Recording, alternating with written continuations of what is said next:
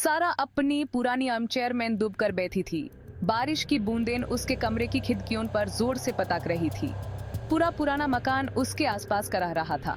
उसने गादी पर नजर डली। आधी रात, एक और तन्हा रात। दरवाजे पर एक तेज दस्तक ने उसे चौंका दिया। इस वक्त कौन आया होगा? धीरे से वो दरवाजे के पास गई, पीपहोल से झंकने लगी। बाहर कोई नहीं था। उसने दरवाजे को थोड़ा सा खोला तो देखा एक साड़ी ब्राउन पैकेज जमीन पर रखी थी। ऐसी की कोई नाम नहीं, कोई पता नहीं, बस एक सीधा पैकेज सुतली से बंधा हुआ। ये सॉरी परवा। उसने पैकेज को अंदर लाई। उसकी उंगलियां सुतली के खुरदुरे टेक्सचर को महसूस कर रही थी। उसकी रीढ़ की हड्डी में से एक सिहरन दौड़ गई। इसमें कुछ अलग था, अशुभ सा।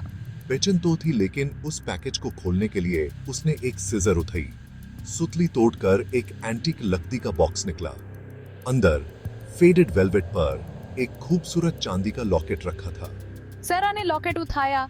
उसकी ठंडक उसकी हथेली की गर्मा से बिल्कुल अलग थी।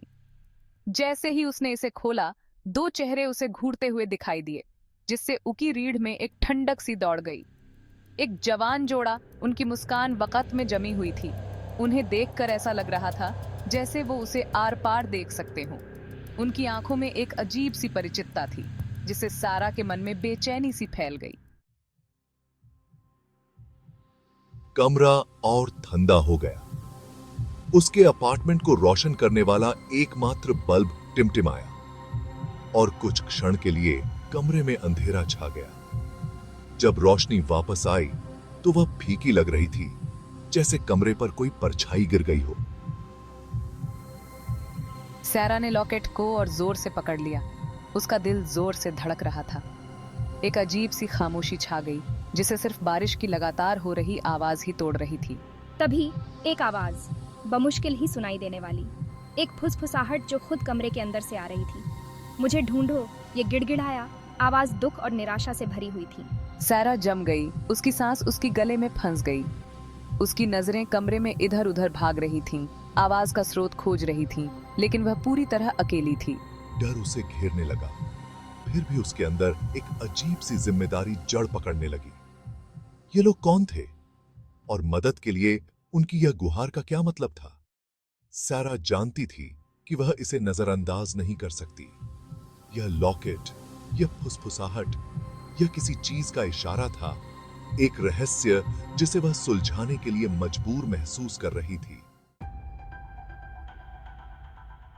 अगली सुबह बेचैन रात के बावजूद सारा को एक अजीब सी उम्मीद महसूस हुई। लॉकेट उसकी मेज पर पड़ा था। फोटो में चेहरे उसकी हरकत को देख रहे थे। जवाब खोजने के लिए दृढ़ संकल्पित उसने इमारत के सुपरिटेंडेंट के साथ शुरुआत की। एक ऐसा व्यक्ति जो ऐसा लगता था कि सदियों से इमारत में रह रहा था। लॉकेट में जो जोड़ा है? उसने आंखें सिकोड़ी। उसका माथा सोच में सिकुड़ गया। हाँ, मुझे याद है, सालों पहले यहां रहते थे, इसी अपार्टमेंट में। उसने सारा के दरवाजे की ओर इशारा किया। औरत, उसने बताया, एक दिन गायब हो गई, कोई सुराग नहीं छोड़ा। आदमी, दिल टूटा हुआ और परेशान, जल्द ही चला गया। रहस्य गहराता गया, जिससे सारा की उत्सुकता और बढ़ गई। सुपरिटेंडेंट के शब्द उसके दिमाग में गूंज रहे थे। बिना किसी सुराग के गायब हो गई। क्या यह गायब होने का एक साधारण मामला था या इसमें कुछ ज्यादा ही खतरनाक था? सारा को अपने पेट में एक अजीब सी बेचैनी महसूस होने लगी। यह कोई मामूली रहस्य नहीं था। वह इसे अपनी हड्डियों में महसूस कर सकती थी।